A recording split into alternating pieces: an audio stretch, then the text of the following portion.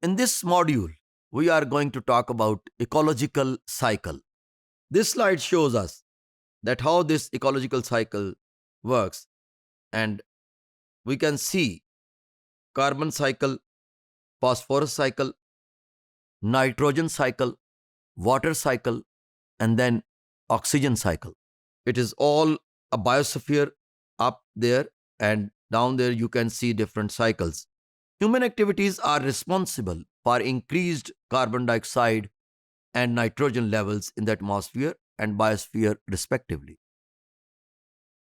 Altered ecological cycles combined with climate change resulted in the following issues: biodiversity, food security, human health, poor water quality, changing climate. Altered water cycle. Human activity altered the water cycle in following ways: polluting surface and underground water, using large amount of fresh water, clearing vegetation, soil erosion. So all these human activities are happening in our surroundings, and we can observe them. They are not happening in the air. All these human activities are happening on this earth, on this land. So we can see them with our own eyes. So there is no skepticism, there is no doubt in it that all environment is being damaged owing to our individual activities. In this altered carbon cycle, we see that burning fossil fuels adds excess carbon dioxide to the atmosphere, clearing vegetation faster. And this altered nitrogen cycle is also adding gases to the atmosphere, contribute to acid rain, depletion of ozone through farming practices, nitrous oxide, use of inorganic fertilizers, deforestation releases nitrogen. We are cutting forests for making our furnitures, for making these tissue papers. So deforestation is happening, especially in Pakistan.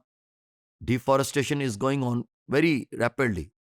Although this government is making major efforts in growing more and more, and they are claiming the billions of trees.